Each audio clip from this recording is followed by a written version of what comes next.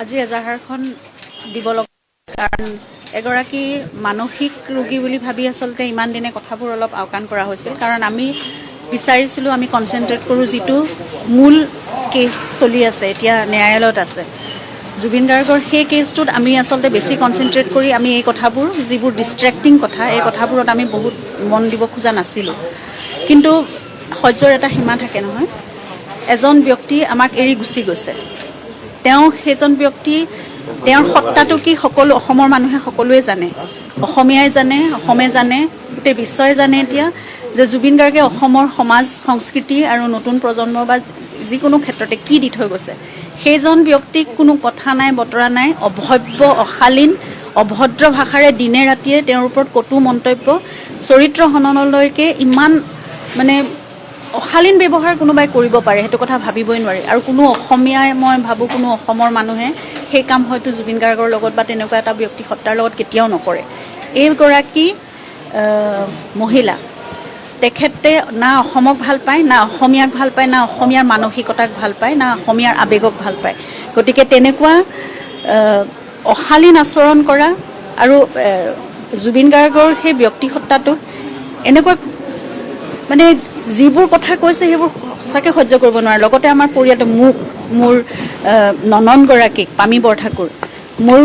শহুৰ দেউতা যিগৰাকী অসুস্থ ব্যক্তি সদ্য পুত্ৰহাৰা এজন অশীতিপৰ 84 বছৰীয়া এজন অসুস্থ ব্যক্তি তেওঁকো এৰা নাই গতিকে কেনেকুৱা ধৰণৰ মানসিকতা হ'ব লাগিব গতিকে আমি ভাবিলোঁ আইনী ব্যৱস্থা এটা লোৱাৰ এটা বহুত মানে তুংগত আহি পৰিছে এই সময় সেইকাৰণে আজি আহিলোঁ আৰু ডিফেমেশ্যন তাৰ লগতে ক্ৰিমিনেল ইণ্টিমিডেশ্যন আৰু হেট স্পীচ ইত্যাদি এনেকুৱা ধৰণৰ কেইটামান আৰু লগতে কমিউনিয়েল কিছুমান প্ৰভকিং মন্তব্য তেওঁ কৰিছে যিটোৱে হয়তো সমাজত ল এণ্ড অৰ্ডাৰ চিটুৱেশ্যনো ক্ৰিয়েট কৰিব পাৰে গতিকে এইগৰাকী গোটেই অসমৰ ৰাইজে ইতিমধ্যে বহুত গালি সকলোৱে জানে কি ব্যৱহাৰ কৰি আছে আৰু কি কৰি আছে সকলোৱে গালিও পাৰি আছে কিন্তু মানে কিছুমান মানুহৰ যে গাত একো কথা নালাগে আৰু নিজৰ লজ্জাবোধো নকৰে তেনেকুৱা এগৰাকী মহিলা তেওঁ সেইকাৰণে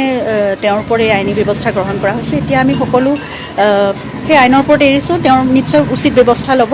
আৰু অসমৰ ৰাইজ আমাৰ লগত যে আছে সেইকাৰণে পুনৰবাৰ বহুত বহুত ধন্যবাদ তেওঁলোকে সহ্য কৰিব নোৱাৰে আমি যেনেকৈ পৰা নাই তেওঁলোকেও নোৱাৰে কাৰণ জুবিন সকলোৰে ঘৰৰ আছিল সকলোৰে মৰমৰ সকলোৰে আৱেগৰ গতিকে এনেকুৱা কিছুমান ডিষ্ট্ৰেক্টিং কথাই যাতে আমাক আমাৰ মূল যিটো কেছ চলি আছে সেইটোৰ পৰা ডিষ্ট্ৰেক্ট নকৰে যাতে সেই কথাটোত আমাৰ ঘৰখনে অকল নহয় গোটেই অসমৰ ৰাইজ যাতে আমাৰ লগত থাকে আৰু সেই কথাটোতে বেছি গুৰুত্ব প্ৰদান কৰি উচিত ন্যায় পোৱাত সেই দিশত আমি যাতে আগবাঢ়োঁ এই ডিষ্ট্ৰেক্টিং এলিমেণ্টবোৰ কিন্তু একেবাৰে সিপাৰে সৈতে উঘালি শেষ কৰিব লাগে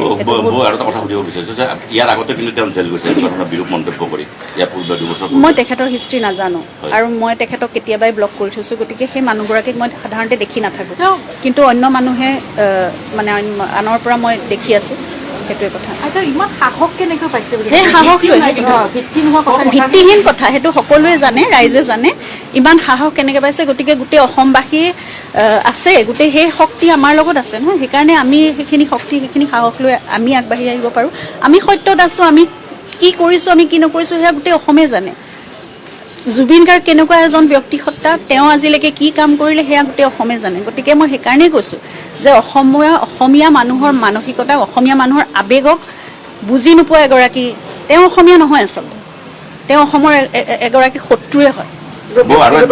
আপুনি কোৰ্টত এটা কথা কৈছিলে যে প্ৰবাসী অসমীয়া কেইজনক তেওঁলোকক মতা নহ'ল কিন্তু এতিয়া এটা কথা কৈছে যে কৰোণাছে তালৈকে মাতিছে তাত গৈ পেলাই আপোনালোকে তাত থাকিব পাৰিব কিবা প্ৰশ্ন থাকিলে সুধিব পাৰিব আপোনালোকে যোৱাৰ কিবা চিন্তা চৰ্চা কৰিছে নে ছিংগাপুৰত নিশ্চয় আমি এবাৰতো গৈছোঁৱে আৰু পিছৰ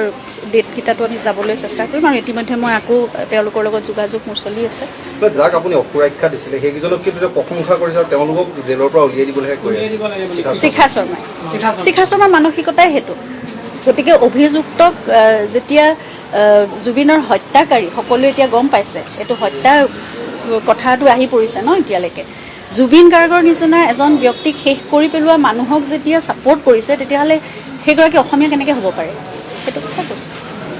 কিবা ব্যক্তিগত কিবা আছিলে নেকি? একো নাই, মই চিনিয়ে নাপাওঁ। আৰক্ষী ফালৰ পৰা কি কৈছে বাইদেউ? তেওঁলোকে উচিত ব্যৱস্থা গ্ৰহণ কৰিব নিশ্চয়, আৰু সেইটো আশা ৰাখিছোঁ।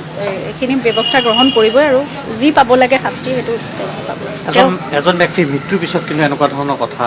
কোনেও নুনায়। যিজন মানুহে ইমান ভাল কেতিয়াও- কাম কৰি থৈ গৈছে, ইমান এইবিলাক চৰ্চা নকৰে। সেইটো কথাই কৈছোঁ যে অসম আৰু অসমীয়াৰ কাৰণে জুবিনে কি কৰি থৈ গৈছে